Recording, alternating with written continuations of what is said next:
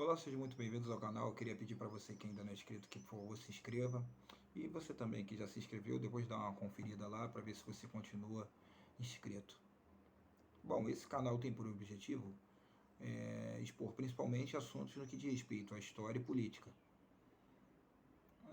História, por exemplo, como é que a gente pode, de uma maneira rápida, explicar tudo aquilo que passou e de uma maneira foi registrado, foi relatado. E a política, ela está presente no nosso cotidiano. Nós, como cidadãos que vivemos numa democracia, eventualmente vamos eleger os nossos representantes. Considerando o cenário atual da imprensa, cada vez mais fica difícil a gente usar esses veículos da grande imprensa, dos principais portais, como fonte de informação, visto que o jornalismo brasileiro nos últimos anos caiu muito descrédito por sustentar uma alta dose de parcialidade, e a internet veio para se contrapor em grande escala. Que você vê às vezes num jornal, na sua televisão, não demora muito, você recebe uma mensagem no WhatsApp ou então no próprio YouTube falando de uma maneira muito distinta. E o povo cada vez mais está perdendo a inocência, está sendo mais crítico.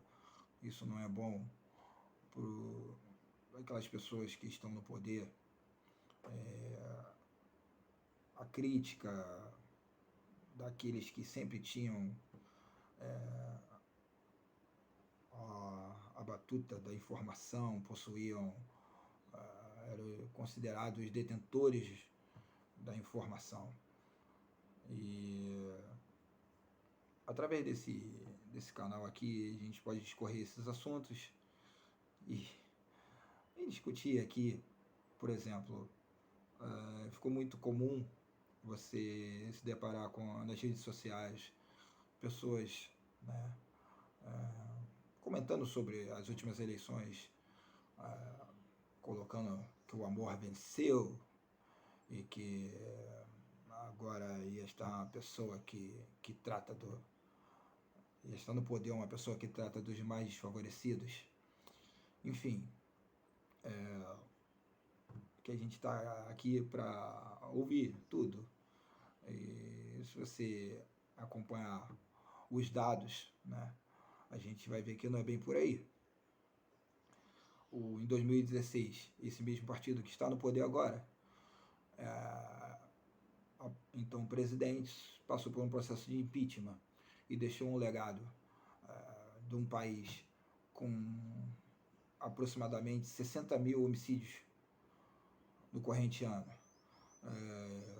As estatais com taxas de corrupção. O país, dá para dizer que passou por o maior escândalo de corrupção da sua história. Petrolão, o Mensalão. Não podemos nos aprofundar muito sobre esses dois adventos, mas o que dá para dizer é que o dinheiro público,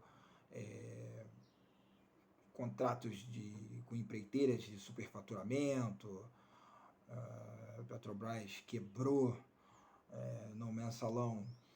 Os Correios, por exemplo, estouraram com fundo de pensão. O governo,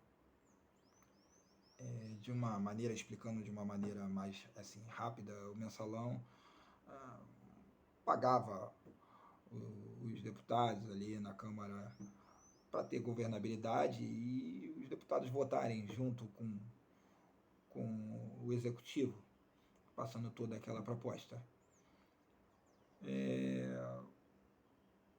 2018 a 2022, nós tivemos um governo de oposição com a bandeira completamente diferente, com um discurso de recrudescimento ao crime, e se levantando com uma bandeira daquele que nunca participou de esquemas,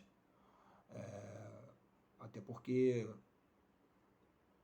nesse discurso ele levantava a bandeira de que distribuiria ministério para pessoas técnicas, né? E o que nós podemos ver, considerando, com base em números, em 2016, 60 mil assassinatos por ano. Houve uma queda de aproximadamente 25, 30% nessa taxa de homicídios. Ainda morre muita gente no Brasil por homicídio? Morre. Mas há de se considerar essa queda.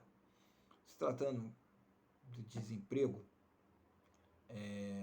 a gestão anterior, né, pegou o país com 12% da população desempregada, aproximadamente 12 milhões e 300 mil pessoas, entregou para o atual presidente uma taxa de 8,1%, aproximadamente 8 milhões e 700 mil pessoas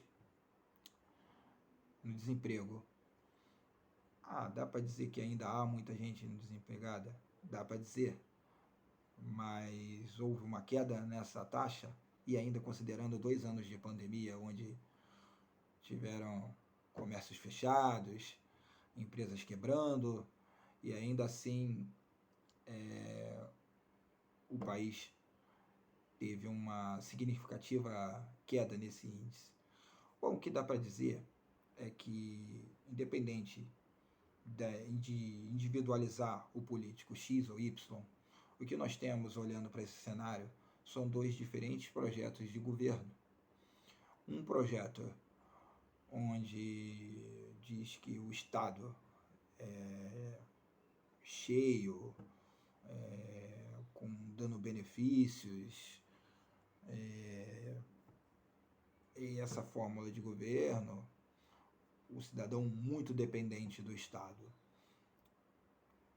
E, do outro lado, menos burocracia estatal, menos Estado, descentralização do poder, desregulamentação, liberdade de empreendimento, liberdade de comércio, privatizações. Nós tivemos 4 anos desse governo, que foi interrompido agora pelo PT, que novamente ascendeu ao poder. Enfim, o amor não venceu, vocês não vão reescrever a história, você pode pesquisar e ver que isso não é torcida, são dados.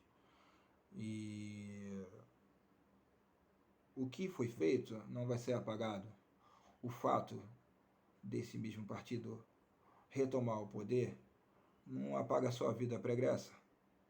E se estudarmos a história do Brasil, vamos ver que presidentes fizeram coisas, presidentes no passado tiveram atitudes erradas e que foram muito contestadas e mesmo assim conseguiram voltar.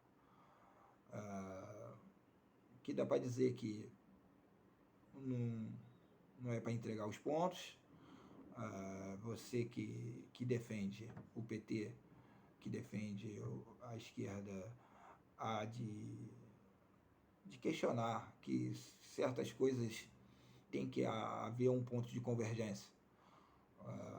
Se você ligar hoje em dia a internet aí nos principais veículos de comunicação, estão falando sobre o tempo todo do presidente que deixou aí o poder agora há pouco, sobre cartão corporativo, sobre sigilo, e ninguém comenta o dia a dia do cidadão, a criminalidade. Até pouco tempo aí eu tive um familiar que foi assaltado na Avenida Brasil. Quantas pessoas estão morrendo pelo Rio de Janeiro, ou a sua cidade aí, entregue ao tráfico de drogas, às milícias, e a mídia não está preocupada em divulgar isso. Então, vamos usar esse canal aqui para combater tudo aquilo que foi feito de errado. E não vai ser reescrita a história. Até então, vamos lutar para ter essa liberdade. E queria pedir que você nos ajudasse a cada vez mais difundir essa linha de pensamento. Se você puder, curta e compartilhe esse vídeo. E espero revê-los em breve. Um abraço.